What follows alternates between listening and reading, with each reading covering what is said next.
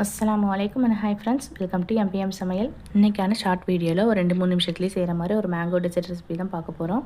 இது டேஸ்ட் ரொம்ப நல்லாயிருக்கும். நான் கம்மியான நேரத்துலேயே வந்து செஞ்சிடலாம். வாங்க அது எப்படி செய்கிறதுன்னு பார்க்கலாம். ஃபஸ்ட்டு செய்கிறதுக்கு வந்து மாம்பழம் எடுத்துக்கிடுறேன். இந்த மாதிரி சின்ன சைஸ் மாம்பழமாக பார்த்து ஒரு 2 மாம்பழம் வந்து எடுத்திருக்கேன். அது வந்து தோலை நீக்கிட்டு கட் பண்ணி நம்ம ஒரு ஜாரில் வந்து சேர்த்துக்கலாம்.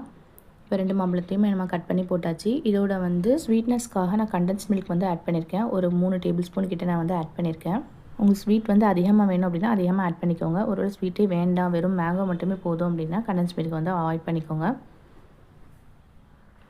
நெக்ஸ்ட் இன்க்ரீடியன்ட் வந்து மலாய் க்ரீம். அதையும் இதோடு சேர்த்துக்கிறேன்.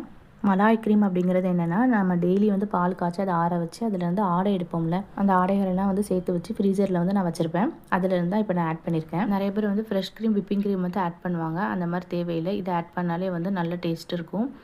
இதை ஆட் பண்ணுறதுனால நல்ல ஒரு ரிச் டேஸ்ட் வந்து நம்மளுக்கு கொடுக்கும். அதனால் கண்டிப்பாக வந்து மலாய் க்ரீம் வந்து ஆட் பண்ணிக்கோங்க.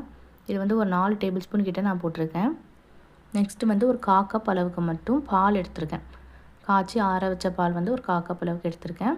அதே இதோடு சேர்த்து நல்லா மிக்சியில் வந்து போட்டு நல்லா கிரைண்ட் பண்ணிட்டு வந்துடலாம். அவ்வளோதான். இந்த மேங்கோ டெசர்ட் ரெசிபிக்கு தேவையான பொருட்கள் வந்து இது மட்டும்தான். நம்ம கிரைண்ட் பண்ணதுக்கப்புறம் பாருங்கள், இந்த அளவுக்கு நல்லா க்ரீமியாக வந்திருக்கு. டேஸ்ட்டுமே வந்து ரொம்ப நல்லாயிருக்கும். கண்டிப்பாக நீங்களும் வந்து ட்ரை பண்ணி பாருங்கள். கம்மியான இன்க்ரீடியன்ட் தான், கம்மியான நேரத்துலேயே வந்து சூப்பரான ஒரு டெசர்ட் வந்து செஞ்சாச்சு. இதை வேறு ஒரு பவுலில் வந்து மாற்றிக்கிறேன். இதுக்கு மேலே வந்து தேவைப்பட்ட நட்ஸ் போட்டுக்கலாம். அப்படி இல்லைன்னா மேங்கோ வந்து குட்டி குட்டியாக கட் பண்ணி போட்டுக்கலாம். நான் எதுவுமே சேர்த்துக்கல. இப்படியே சாப்பிட்றதுக்கே வந்து ரொம்ப நல்லா இருந்துச்சு.